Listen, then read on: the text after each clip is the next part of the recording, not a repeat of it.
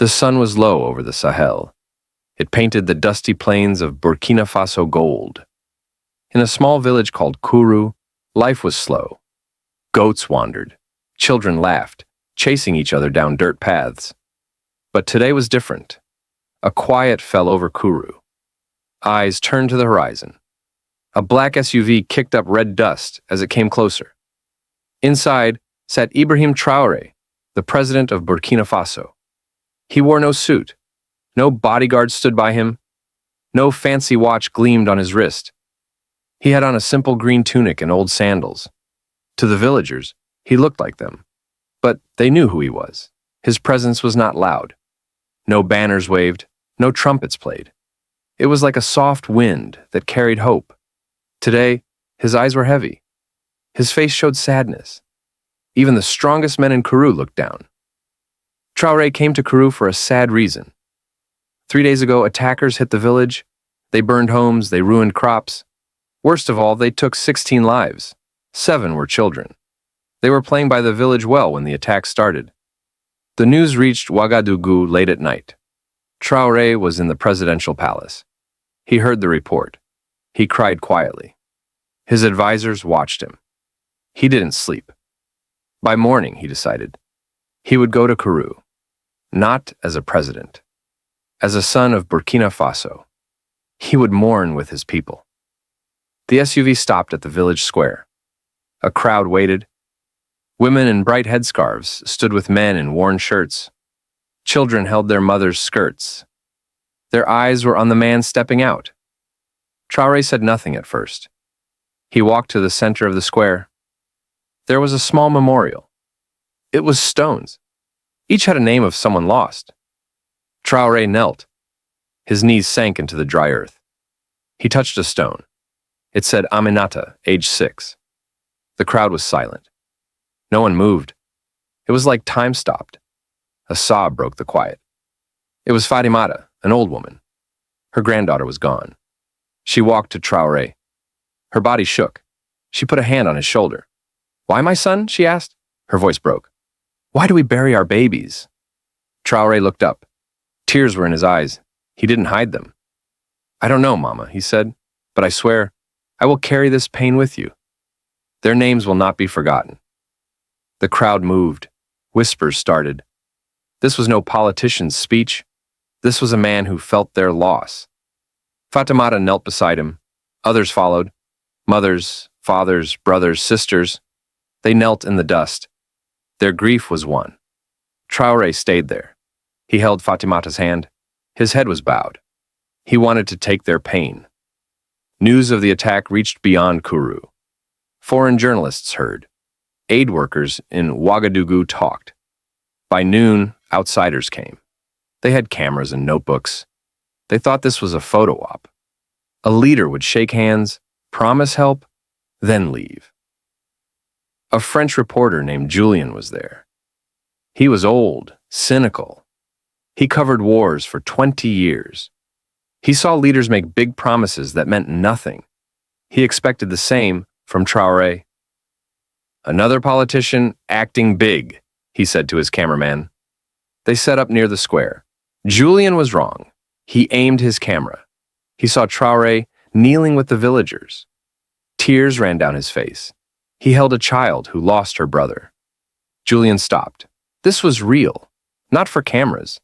He felt something, shame and awe. He lowered his camera. His throat was tight. "Don't film," he told his cameraman. "This is too special." In the square, Traoré stood. He helped Fatimata up. He faced the crowd. His voice was steady but full of feeling. "I won't make promises I can't keep," he said. "I'm here to say you're not alone. Your pain is my pain. Your children are my children. We will rebuild Kourou. Not with words, with our hands, our sweat, our love for this land." He stopped. He looked at their faces. "To those who bring death, I say this. Burkina Faso will not bow. We will fight for our future, for our children, for Aminata." The crowd didn't cheer. They cried. It was grief, anger, and strength. Men raised fists. Women wiped tears. Children felt hope in Traoré's voice. Julian, at the edge, felt his cold heart break. He wrote in his notebook, "This man is different. He carries his country." The sun set. Traoré stayed. He didn't rush to the capital. He walked through Kourou. He visited every family who lost someone. He sat with a father. The man showed him a drawing. It was his son's, a mango tree, drawn with care. Traoré held a mother's hand. She couldn't speak. Her sobs said it all. He listened to a boy. The boy was young, maybe 16. He wanted to join the army. He wanted to protect his village. Traoré nodded. He didn't promise easy things. He gave them his time, his heart. By night, the village changed.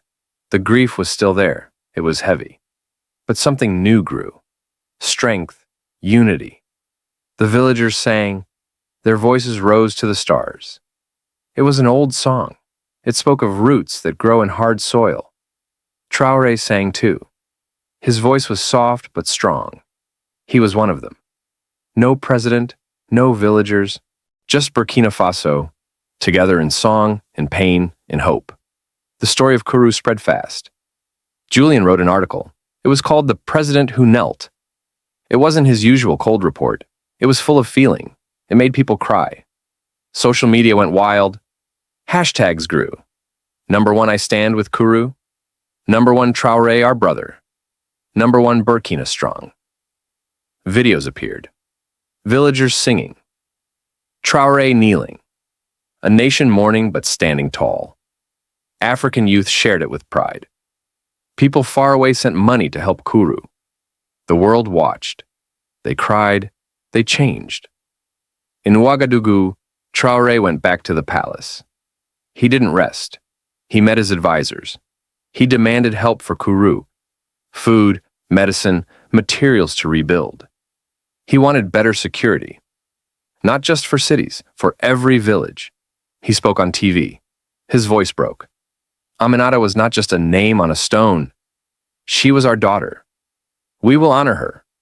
We will build a Burkina Faso where no child is afraid. The pain of Kourou stayed. Weeks passed. Traoré's actions started something big.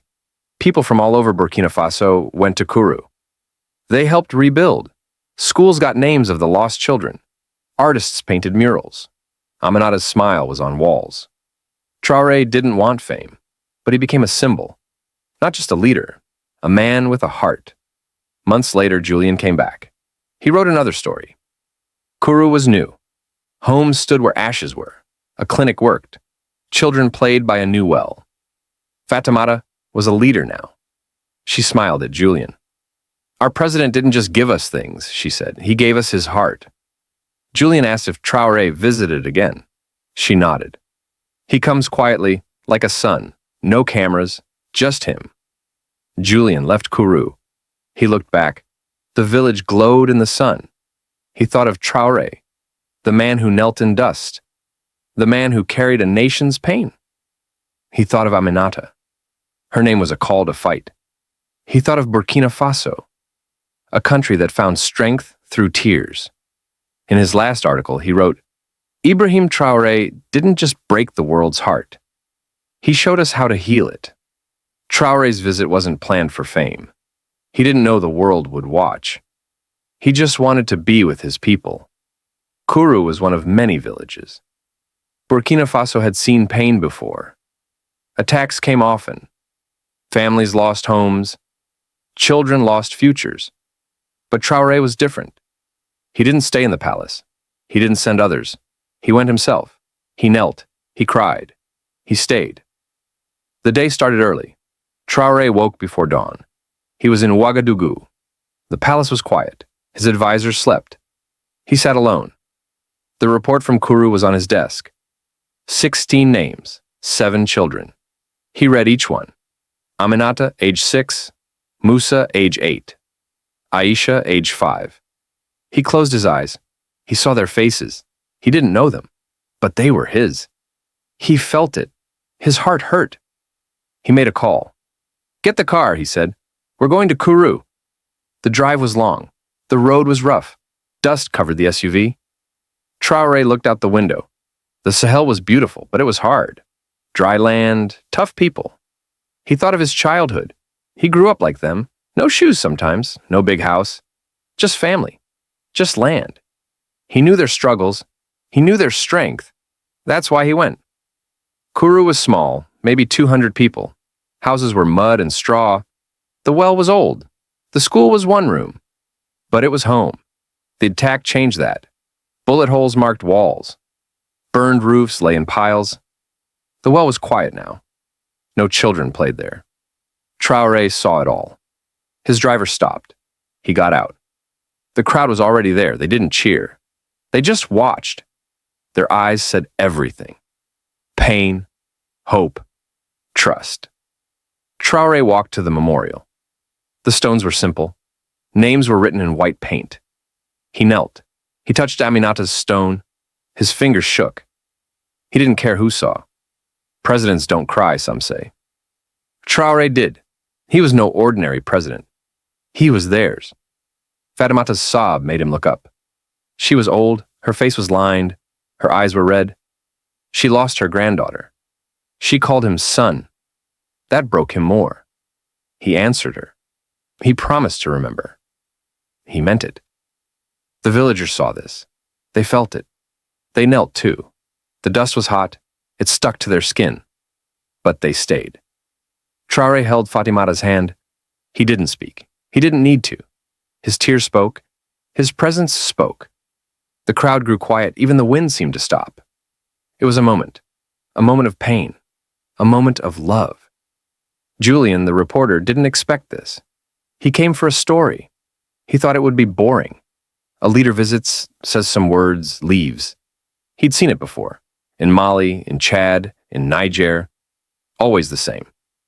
But Traoré was different. Julian saw him kneel. He saw the tears. He saw the villagers join him. He felt small. He felt wrong. He came to judge. Now he wanted to understand. He wrote fast. His words were not cold. They were warm. They were true. Traoré spoke. His voice was soft, but it carried. He didn't promise miracles. He promised effort. He promised love. He promised to fight. The crowd heard him. They felt him. They cried. Not just for loss, for hope, for a leader who saw them, who knew them, who was them. The day went on. Traoré didn't leave. He walked the village. He saw every home. He met every family. A man named Suleiman showed him the drawing. His son made it. A mango tree. The boy was gone now. Traoré held the paper. He looked at it.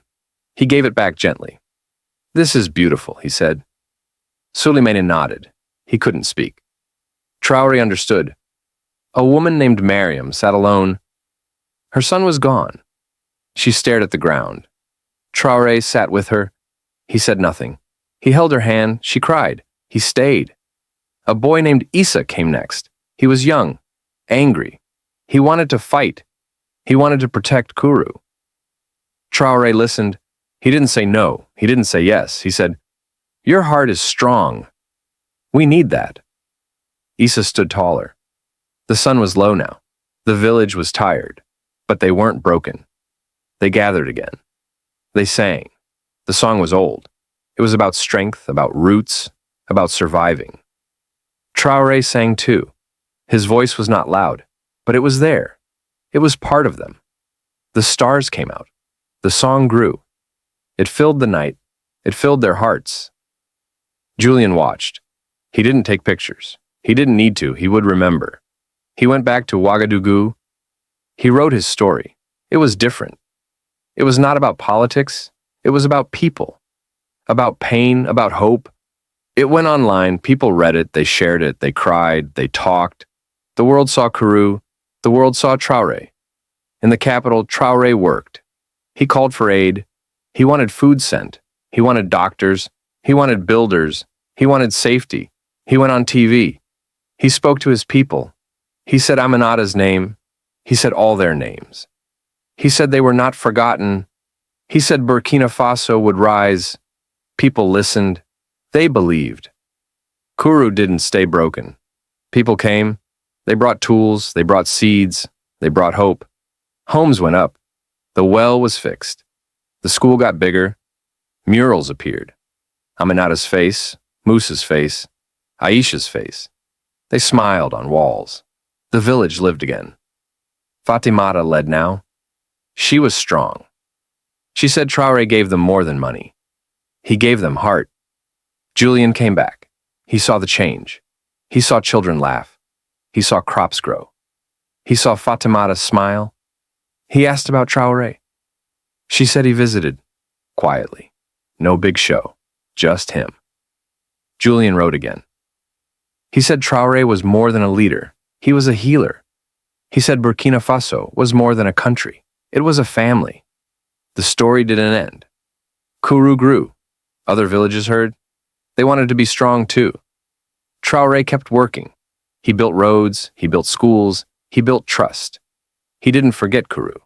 He didn't forget Aminata. He carried them. Always. People talked about that day. The day Traoré knelt. The day he cried. The day he sang. It became a story, a legend. Not just in Burkina Faso, in Africa, in the world. It showed what a leader could be. It showed what a people could be. It showed what love could do. Traoré's heart was with Kourou, but his work was everywhere. He went to other villages. He saw other pain. He listened. He helped. He never stopped. His tunic was always simple. His sandals were always worn. His eyes were always kind. He was not a king. He was a brother, a son, a father. He was Burkina Faso. The world kept watching. Julian's article was just the start. TV shows talked about Kourou. Songs were written, poets made verses. Aminata's name was in them. Traoré's name was in them. Burkina Faso's name was in them. People sent letters. They sent money. They sent prayers. They wanted to help. They wanted to be part of it. In Kourou, life went on. The children played again. The well was busy. The school was full. Fatimata told stories. She told how Traoré came, how he knelt, how he stayed. The children listened. They smiled. They knew his name. They knew he cared. Traoré visited again. He didn't tell anyone. He just came. He brought a small gift, a book for the school. It had stories of Burkina Faso, stories of strength. He gave it to Fatimata. She hugged him. She called him son again. He smiled. He didn't stay long. He had other villages to see, other people to help. The years passed. Kourou grew strong. Burkina Faso grew strong. Traoré never changed. He stayed simple. He stayed true. He stayed with his people. The world never forgot that day. The day in Kourou. The day a president knelt. The day a nation stood. The day a heart broke and healed. If you enjoyed this story, subscribe to this YouTube channel for more stories of hope and heart.